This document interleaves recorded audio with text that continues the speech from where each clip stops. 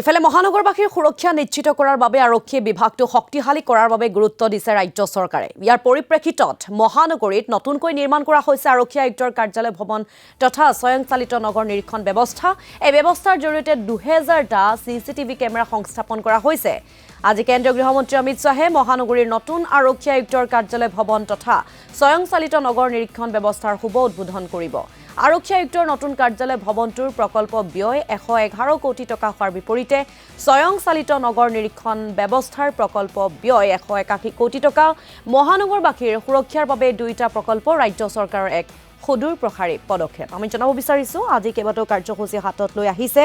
এফালে যদি খানাপাৰাত নিৰ্মাণ কৰা জ্যোতি বিষ্ণু প্ৰেক্ষাগৃহ উদ্বোধন কৰিব, আনফালে আকৌ তেওঁ বটদ্ৰা প্ৰকল্পৰ উদ্বোধন কৰিব আৰু লগতে যেহেতু আৰক্ষী বিভাগটো সুনিশ্চিত কৰাৰ বাবে শক্তিশালী কৰাৰ বাবে ৰাজ্য চৰকাৰে গুৰুত্ব দিছে, তাৰ সমান্তৰালকৈ এতিয়া দেখিবলৈ পোৱা গৈছে মহানগৰীত নতুনকৈ এই পদক্ষেপ গ্ৰহণ কৰিছে। গতিকে আমি অধিক তথ্য জানিবৰ বাবে তাত উপস্থিত থকা আমাৰ জ্যেষ্ঠ সাংবাদিক ধীৰাজ হাজৰিকাৰ কাষলৈ যাবলৈ বিচাৰিছো। ধীৰাজ, মহানগৰীত নতুনকৈ নিৰ্মাণ কৰা হৈছে আৰক্ষী আয়ুক্তৰ কাৰ্যালয় ভৱন, গতিকে সেই ভৱনটো আজি কেন্দ্ৰীয় গৃহমন্ত্ৰীগৰাকীয়ে উদ্বোধন কৰিব।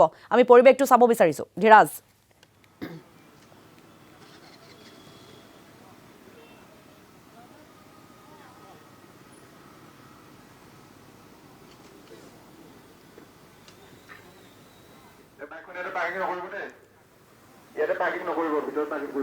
হয়, মই প্ৰথমে এটা তথ্য দি ল'ব বিচাৰিছোঁ যে যিহেতু ঘন কুঁৱলীৰ বাবে গৃহমন্ত্ৰী অমিত শ্বাহ কালিৰ নিশা উপস্থিত হ'ব পৰা নাছিল গুৱাহাটীত, আৰু এতিয়া আমাৰ হাতত এটা তথ্য আহি পৰিছে যে অমিত শ্বাহৰ যি বিমান সেই বিমানে উৰা মাৰিব আৰু ঠিক 10:45 বৰঝাৰ বিমানবন্দৰত অৱতৰণ কৰিব অমিত শ্বাহৰ বিমান, আৰু তাৰ পৰাই পোনে পোনে তেওঁ হেলিকপ্টাৰ যোগে ৰাওনা হ'ব বৰদোৱালৈ, য'ত এক সাংস্কৃতিক প্ৰকল্প গুৰুজনাৰ নামত উৎসৰ্গিত এক সাংস্কৃতিক প্ৰকল্প উদ্বোধনী অনুষ্ঠানত তেওঁ অংশগ্ৰহণ কৰিব।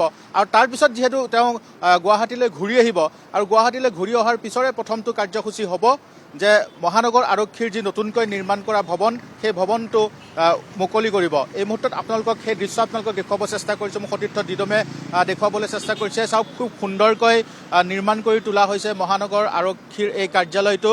যিহেতু মহানগৰ আৰক্ষীৰ কাৰ্যালয়ৰ এক স্থায়ী ঠিকনাৰ অভাৱ আছিল, আৰু অৱশেষত আজিৰ দিনটোত সেই স্থায়ী ঠিকনা লাভ কৰিব মহানগৰ আৰক্ষী আয়ুক্তৰ কাৰ্যালয়ে। যিহেতু পূৰ্বতে পাণবজাৰত মহানগৰ আৰক্ষী আয়ুক্তৰ কাৰ্যালয় স্থাপন কৰা হৈছিল, অৱশ্যে সেয়া অস্থায়ী আছিল, কাৰণ প্ৰথম পৰ্যায়ত যিহেতু তাত আৰক্ষী অধীক্ষকৰ যিটো কাৰ্যালয় আছিল তাত আৰক্ষী আয়ুক্তৰ কাৰ্যালয় স্থাপন কৰা হৈছিল। পৰৱৰ্তী পৰ্যায়ত যি কটন বিশ্ববিদ্যালয় আছে, কটন বিশ্ববিদ্যালয়ৰ সন্মুখৰ যি এক স্থান তাত স্থাপন কৰা হৈছিল। কিন্তু যিহেতু স্থায়ী ঠিকনাৰ অভাৱ হৈ আছিল, সেয়েহে মুখ্যমন্ত্ৰী ডক্টৰ হিমন্ত বিশ্ব শৰ্মাই এক প্ৰকল্প জৰিয়তে তেওঁ এটা সিদ্ধান্ত গ্ৰহণ কৰিছিল যে মহানগৰ আৰক্ষী আয়ুক্তৰ কাৰ্যালয়টো এটা স্থায়ী ঠিকনা দিয়া যাব, আৰু সেয়া হ'ব খানাপাৰা। ইতিমধ্যে যোৱা কেইবাবছৰ ধৰি যিহেতু এই কাৰ্যালয়টোৰ নিৰ্মাণৰ ব্যৱস্থা কৰা হৈছিল, নিৰ্মাণ চলি আছিল, আৰু আজি সেই দিনটো আহি পৰিছে যে মহানগৰ আৰক্ষী আয়ুক্তৰ এই কাৰ্যালয়টো শুভ উদ্বোধন কৰিব দেশৰ গৃহমন্ত্ৰী অমিত শ্বাহে মুখ্যমন্ত্ৰী ডক্টৰ হিমন্ত বিশ্ব শৰ্মাৰ উপস্থিতিত। এই কাৰ্যালয়টোলৈ যদি আপোনালোকে মন কৰে তেনেহ'লে দেখিব ইয়াত কেইবাটাও বৈশিষ্ট্য আছে। যিহেতু ইয়াত আপোনালোকে যদি চায় 7মহলীয়া এটা অট্টালিকা, আৰু এই অট্টালিকাটোত 111 কোটি টকা ব্যয় সাপেক্ষে 400গৰাকী বিষয়া কৰ্মচাৰীয়ে যাতে একেলগে বহি ইয়াত কাম কৰিব পাৰে তেনেধৰণৰ এটা ব্যৱস্থা কৰা হৈছে।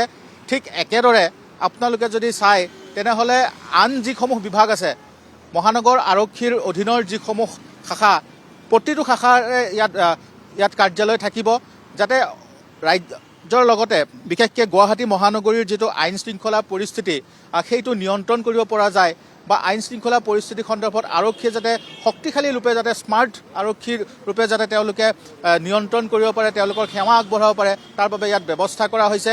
একেদৰে ইয়াত অত্যাধুনিক প্ৰযুক্তি ব্যৱহাৰ কৰা হৈছে, যাতে ইয়াৰ বৰষুণৰ পানী যাতে সংৰক্ষণ কৰি যাতে সেয়া পিছৰ পৰ্যায়ত কামত ব্যৱহাৰ কৰিব পৰা যায়, তেনেধৰণৰ এক ব্যৱস্থা কৰা হৈছে। ঠিক একেদৰে 181 কোটি টকা ব্যয় কৰি ইয়াত এটা প্ৰকল্প নিৰ্মাণ কৰা হৈছে। ইয়াত থাকিব CCTV নিৰীক্ষণৰ এটা ব্যৱস্থা, যি মহানগৰ আৰক্ষীয়ে এই কাৰ্যালয়তে বহি সমগ্ৰ মহানগৰীৰ যিসমূহ CCTV স্থাপন কৰা হৈছে, সেই CCTVৰ জৰিয়তে আৰক্ষীৰ যান বাহনৰ গতিবিধিৰ লগতে কোনো যদি অপৰাধমূলক কাৰ্য সংঘটিত হয় তেনেহ'লে সেই অপৰাধমূলক কাৰ্যত যাতে তেওঁলোকে নিৰীক্ষণ কৰিব পাৰে, সেই অপৰাধমূলক কাৰ্য অতি শীঘ্ৰে যাতে তেওঁলোকে নিৰ্মূল কৰিব পাৰে, তাৰ বাবে ইয়াৰ পৰা তেওঁলোকে নিৰীক্ষণ কৰিব পাৰিব। অৱশ্যে স্মাৰ্ট চিটিৰ অধীনত ইয়াত সেই ধন ব্যৱহাৰ কৰা হৈছে আৰু সেই ধনেৰে যিসমূহ বিভিন্ন মহানগৰীৰ ৰাজপথত অলিয়ে গলিয়ে য'ত CCTVৰ ব্যৱস্থা কৰা হৈছে যাতে সেই CCTVৰ জৰিয়তে যিকোনো ধৰণৰ অপৰাধ ৰোধ কৰিব পৰা যায় সেইসমূহত নিৰীক্ষণ কৰিব পাৰিব। ঠিক একেদৰে ইয়াত ব্যৱস্থা কৰা হৈছে যে যিসকল মহানগৰীৰ লোকৰ বিভিন্ন সময়ত সমস্যা থাকে যে বিশেষকৈ চিলনী চুৰৰ পৰা আদি কৰি বিভিন্ন ধৰণৰ অপৰাধমূলক কাৰ্য সংঘটিত হয় সেইসমূহ যাতে ৰোধ কৰাৰ ক্ষেত্ৰত এই CCTVৰ ব্যৱস্থাই বিশেষ ব্যৱস্থা যাতে গ্ৰহণ কৰিব পাৰে তেনেধৰণৰো এক ব্যৱস্থা কৰা হৈছে।